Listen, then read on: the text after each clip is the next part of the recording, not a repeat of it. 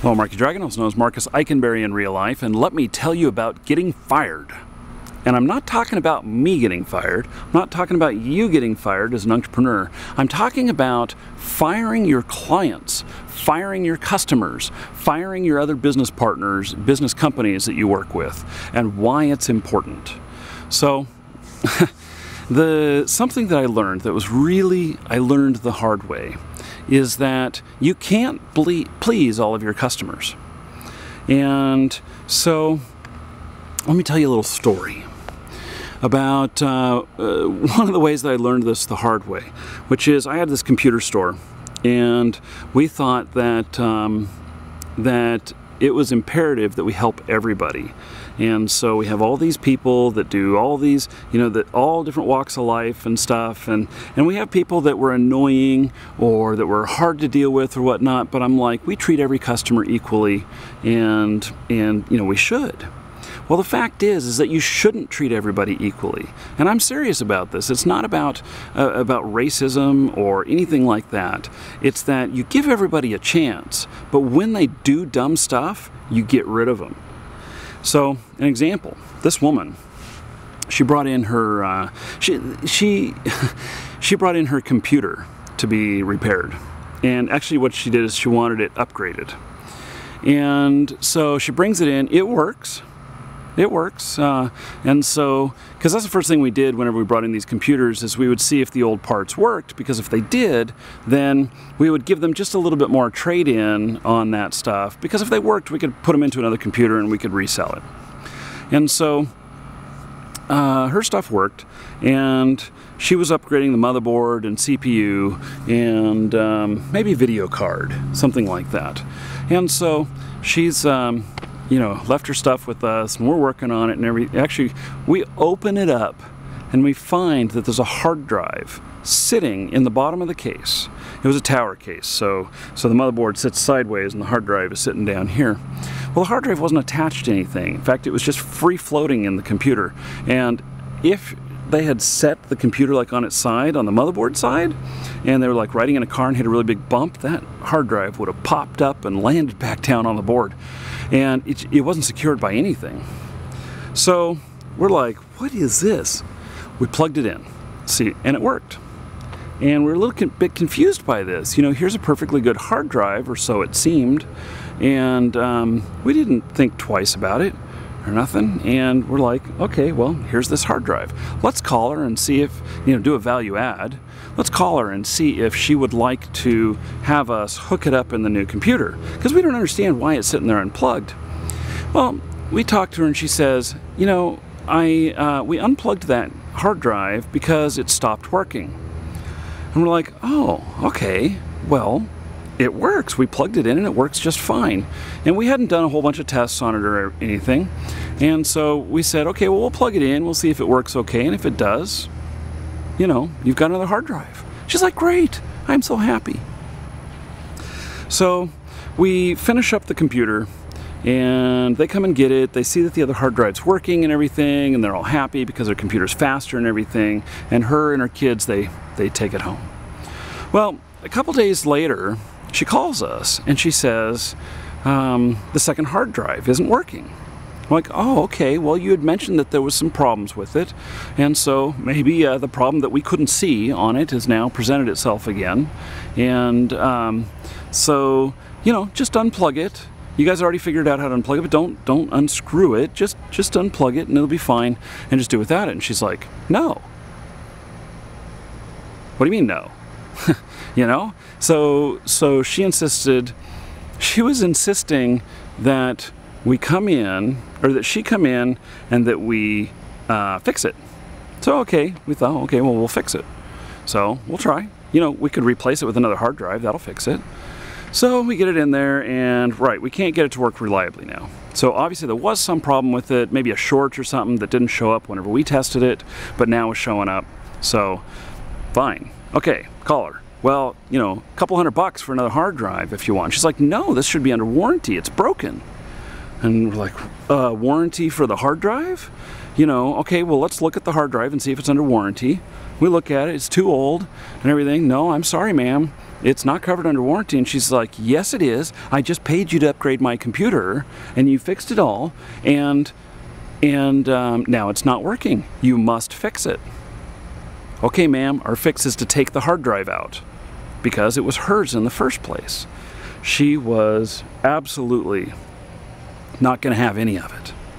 And she was very upset. She was very livid about this and everything. And we kept going round and round with her about how, you know, how we're not going to pay to put in a new hard drive for her. It wasn't ours that we sold her in the first place. And she just couldn't get this concept.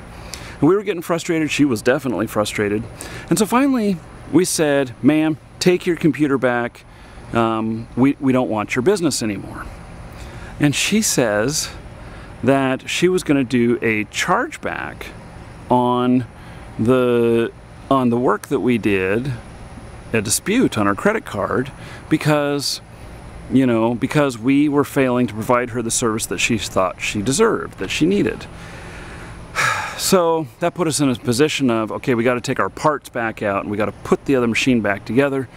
And actually we decided that, you know, we're like, you know, we put all this time and effort into it, and now she's doing a chargeback, and not only is that going to take all the money back, you know, for both the parts and the labor, but it's also going to charge us a chargeback fee, which I think at the time was like 35 bucks. So now she's stealing from us, is the way we look at it.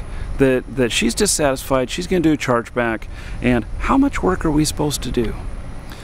So we decide that we're not going to put the computer back together. We're going to take our parts out of it, we're going to put it all in a box, and we're just going to hand her back the computer, because she needs to go pay somebody else and go through this again to see that it's not us that's the problem, it is her that's the problem. We fire her as a customer, and that was the first customer I ever fired. It went on a little bit further to where she said that she was going to picket us, and that she was going to report us to the news and everything. And I'm thinking about this, and I'm going, okay, well, I know that we didn't do anything wrong here, we didn't do anything unethical. We have tried and tried and tried to help this lady, and what is reasonable? You know, how much time and effort is reasonable? And so she said she was going to picket us. And she told us when she was going to do it, which was kind of interesting. And so I said, okay. She said she was going to come out Saturday morning and she was going to picket us. So Friday, I'm talking to all the staff, and I'm like, okay, you guys go out and get sticks, and I want you to get some signboards, and I want you to write up. This is my buddy Tim. I asked him for advice, and he says this is what you do. And so he said, write up picketing signs in favor of the store. And so that if she comes out there picketing, that we're out there picketing as well, saying how good the store is. So, wonderful idea. We write this stuff up, we get it all ready to go. She comes out, she starts picketing. We walk out with our picketing signs of how great the store is. She immediately looks at that and stomps off, and we didn't see her again. Now, we lost money on that. But how much time and effort are you supposed to spend with a customer? At what point do you say, I don't want this type of customer anymore? And so you have to tell them to go away. We fire a customer. We do this all the time in our store right now too, at Marquee Dragon. And so if you are having problems and we give you help, that's normal. If you get out into this area that is just like so abstract and so unreasonable and everything, then we tell you to take a hike. And there's just no bones about it. And you know, so even if you spent $1,000 with us, we still tell you to take a hike. And the reason is because you can't reward that kind of behavior. You just can't do that. They need to go on someplace else and get rejected a few more times before they figure out how to behave, and then it's actually better for all of society. And so you just can't do that. Now, on the same token, I mentioned like game publishers, and so we fire customers all the time. In fact, we talk about our our store being more like a club because we don't accept anyone in, and it's not that anybody who costs us money gets fired. It's anybody who just gets way unreasonable or is a problem in another way that is not constructive at all. If someone's actually having a problem and they're receptive to our help and we're doing our best, there's no issues. But if we're doing our best and they keep abusing us, then obviously we're not going to put up with that. So with game publishers, I can tell you that I've spent so much time working with EA and with all of their stuff, both as a player of their games and as a reseller of their games. And finally it got down to it, to where their corporate culture there, their way of doing things, I just couldn't stomach it anymore. And even though, you know, game Battlefield 4 has come out and I wanted to play it, I haven't. I have not bought it because I decided that I don't want to reward a company for poor behavior. And people threaten us all the time with that. They say, oh my God, you guys are, you know, whatever, you know, you're doing something that is not good, and so I'm going to boycott you. Okay, it's your choice, whether we agree with you or not. You know, and sometimes now, if they say they're boycotting us and we agree with the reason, like you have customer service that's an idiot, we go take care of that idiot, being our customer service person. We won't have that. And so we feel bad when that happens. And but at the same token, we totally take note of when that happens. And we don't, you know, we seek to improve. But some other times it's like, okay, you think we're dorks? Well, fine. You know, can't help it. It's your perception, and not everybody sees everything the same. Just like not everybody, you know, recognizes this as stop. You know, most people do. You know, when a police officer does that to you and you're walking towards them, do you stop? Yeah, I think so. But not everybody recognizes that, and maybe they have some mental issues, maybe they just being stubborn, maybe they just had a bad day. But all of those issues are not stuff that we can fix. So anyway, as it stands right now, I have not been doing any business with EA, and even though I like some of their games, but I don't like their policies, and I don't like you know, stuff like that. So there's other companies that I boycotted in the past, and you know, to boycott a company is really not to give them any dollars. You don't have to go on a warpath and, you know, shout how bad they are, because that actually brings more attention to them, and so more people say, oh, what's this really bad place they're talking about? I better go check it out. So when people tell us they're going to boycott us and they're totally off the mark, our response is, don't forget to put in a URL when you're telling them how bad we are.